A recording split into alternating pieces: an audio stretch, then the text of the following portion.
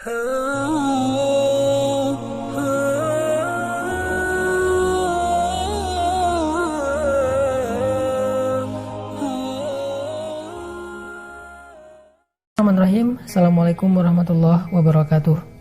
Teman-teman sekalian, Allah Subhanahu wa taala berfirman di dalam surat Al-Fajr, "Ya ayyatuhan nafsul mutmainnah, irji'i ila rabbiki radiyatan mardiyah." Wahai jiwa yang tenang, kembalilah engkau kepada Rabbmu dalam keadaan ridho dan dalam keadaan diridhoi. Hari ini kita akan bahas tentang masalah belajar ridho. Mungkin di Indonesia orang jarang menggunakan kata ridho karena biasanya diganti dengan kata ikhlas. Padahal ikhlas itu lebih kepada urusan niat kita ketika beribadah. Cuman kita kan sering bilang kalau misalnya ada yang dapat musibah, ikhlasin aja, yang ikhlas. Padahal di situ bukan bab ikhlas. Kalau ibadah ya ikhlas, tapi kalau babnya ketentuan Allah dalam hidup kita atau takdir, maka yang lebih tepat istilahnya adalah ridho. Jadi kalau misalnya kita dapetin seseorang sedang dapat musibah, nasihat kita adalah ini adalah ketentuan Allah, mudah-mudahan ada kebaikan di dalamnya. Nah itu kalimat ridho tuh, mudah-mudahan ada kebaikan di dalamnya. Kalau bahasa lainnya mudah-mudahan ada hikmah. Nah hari ini kita pengen belajar tentang ridho. Apa aja sih bentuk-bentuk ridho? Seberapa pentingnya ridho dalam kehidupan kita? Teman-teman yang dirahmati Allah, orang yang paling beruntung di akhir hayatnya adalah orang yang ridho. Makanya Allah berfirman di surat Al-Fajr tadi, panggilan kepada orang yang ridho. Ketika dicabut ruhnya, ketika dicabut nyawanya, Allah memanggil mereka dengan panggilan jiwa yang tenang.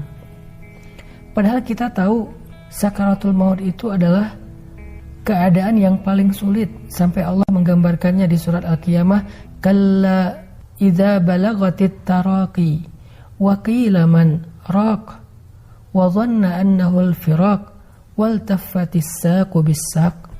Itu gambaran tentang keadaan orang ketika sakaratul maut, ketika ruhnya tersedak sampai ke tenggorokan. Tiba-tiba ditanya siapa yang bisa menyembuhkan kamu hari ini. Dia langsung menyadari udah gak ada lagi yang bisa menyembuhkan dia, dan dia mulai ngerti wa dhanna annahu al-firaq, itulah waktu perpisahan. Dia hanya bisa menatap wajah keluarganya yang dia sayangi, dia cintai untuk terakhir kalinya, dan setelah itu dia akan meninggalkan mereka semuanya. Wal taffatis saqu bis-saq, tiba-tiba betisnya jadi bertaut menahan rasa sakit yang luar biasa. Dalam kondisi seperti itu, ternyata ada orang yang sangat beruntung. Siapa mereka? Orang yang Allah panggil dengan kalimat ya ayyatuhan nafsul mutmainnah. Mau meninggal, nyawanya sudah berada di tenggorokan, taubat udah gak diterima, dia harus berpisah dengan semua yang dia cintai di dunia, harta, keluarga, dan seterusnya. Tapi dia termasuk orang yang bisa tenang menyambut kematian. Mutmainnah, hatinya tenang, wajahnya berseri-seri. Siapa mereka? Mereka adalah orang yang radiyatan, orang yang ridho, orang yang selalu menerima ketentuan Allah selama hidupnya. Itu pentingnya sifat ridho. Terus lawannya ridho itu apa? Lawannya ridho itu adalah kufur. Dia protes gitu dengan ketentuan Allah. Ya Allah, kenapa saya yang diginiin? Ya Allah, apa maumu? Ya Allah, engkau tidak adil. Itu kalimat-kalimat orang yang kufur dan tidak ridho dengan ketentuan Allah Subhanahu wa ta'ala. Memang ada yang kufur nikmat, tapi kalau ini bukan kufur nikmat, kufur takdir, kufur terhadap ketentuan Allah. Sehingga kalau dia menghabiskan usianya dengan protes, mempertanyakan ketentuan Allah, keputusan Allah, kehendak Allah, kenapa saya kayak gini, kenapa pasangan saya kayak gitu, kenapa hidup saya kayak gini, maka ketika akhir hayatnya, dia menjadi orang yang paling gelisah dan menjadi orang yang paling tersiksa saat sakaratul maut. Tidak tumakninah, tidak ya ayyatuhan nafsul mutmainnah. Jadi, salah satu di antara keistimewaan ridho itu adalah melahirkan tumakninatul qalb, rasa tenang di hati kita. Kalau kita ridho dengan semua ketentuan Allah, hati kita itu akan merasa tenang dan bahagia. Gak ada hal yang mengusik perasaan kita atau yang membuat kita merasa gak nyaman. Kenapa? Tumakninah, tenang, kita terima dengan semua ketentuan Allah. Lalu gimana caranya biar kita bisa tumakninah, biar kita bisa tenang, bisa bahagia dengan ridho ini? Karena nggak semua yang terjadi itu kita bisa terima, nggak semua terjadi itu kita ngerti. Gimana biar kita bisa ridho? Caranya adalah berbaik sangka kepada Allah Subhanahu wa Ta'ala. Gimana cara berbaik sangka kepada Allah? Katakan untuk diri kita sendiri, la'allahu khair. Mudah-mudahan di dalam ketentuan ini ada kebaikan. Mudah-mudahan ada kebaikan. Mudah-mudahan ada kebaikan.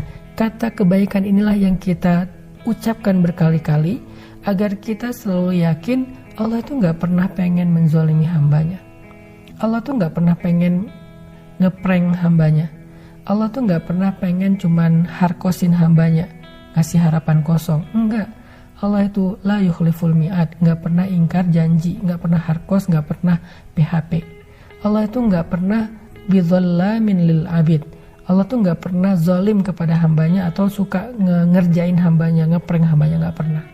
Jadi kalau ada satu ketentuan Allah yang menurut kita kayak sesuatu yang nggak kita inginkan, tapi terjadi dalam hidup kita dan kita pengen ridho, katakan saja, la'allahu khair, mudah-mudahan ada kebaikan di sini.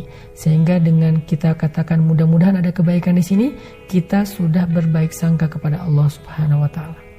Dan Allah persis seperti apa yang kita persangkakan. Ana inda dhanni abdi bi, kata Allah dalam hadis qudsi, aku tergantung prasangka hambaku kepadaku. Kalau engkau berprasangka baik kepadaku, maka engkau mendapatkan apa yang engkau persangkakan. Itu cara ridho. Katakan la'allahu khair, mudah-mudahan ada kebaikan di sini. Baik terhadap satu ketentuan Allah, masalah takdir hidup, ataupun ridho terhadap satu perintah Allah. Kenapa Allah suruh kita beribadah puasa? Bilang aja la'allahu khair, mudah-mudahan ada kebaikan di dalam puasa, sehingga kita berpuasa dengan hati yang lapang. Kenapa saya punya orang tua kayak gini? Bilang aja la'allahu khair, mudah-mudahan ada kebaikan. Kenapa saya punya orang tua, mertua kayak gini? Sehingga kita bisa bahagia dengan keluarga kita. Kok saya dikasih pasangan kayak gini ya? Bilang aja la'allahu khair, mudah-mudahan pada pasangan saya itu ada kebaikan yang tidak ada di tempat yang lain. Sehingga apapun yang kita alamin, perintah apapun yang kita dengar dari Allah, kita menerimanya dengan sami'na wa ata'na. Saya mendengar, saya taat ya Allah. Kenapa? Saya tahu engkau tidak memerintahkan sesuatu kecuali ada kebaikan di dalamnya. Kata Allah, tinggalkan riba, la'allahu khair, mudah-mudahan ada kebaikan dengan meninggalkan riba.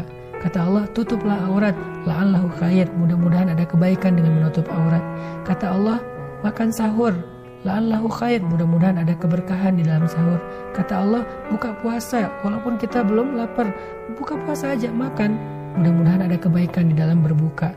Kata Allah, tarawih, ya udah saya tarawih, mudah-mudahan ada kebaikan dalam sholat malam. Kata Allah, maafkan saudaramu, ya kita maafin, mudah-mudahan ada kebaikan dalam memaafkan. Dan semua perintah dan larangan Allah kita terima dengan ridho, karena kita percaya la'allahu khair, ada kebaikan dalam ketentuan Allah. Itu cara ridho. Mudah-mudahan Ramadan ini kita benar-benar bisa belajar ridho, nerimo kalau kata orang Jawa, apapun ketentuan Allah dalam hidup kita, apapun perintah dan larangan Allah dalam syariat kita, kita terima aja. Kenapa kita terima? 1, supaya hati kita tenang, gak banyak protes. 2, karena kita percaya Allah gak nyuruh sesuatu kecuali di dalamnya ada kebaikan. Allah gak ngelarang sesuatu kecuali di dalamnya ada keburukan. Allah gak memberikan satu takdir kecuali melalui takdir itu ada kebaikan yang besar bagi kita. Fa inna ma'al usri yusra, inna ma'al usri yusra. Bersama dengan keburukan ada kebaikan, bersama dengan kesusahan ada kemudahan.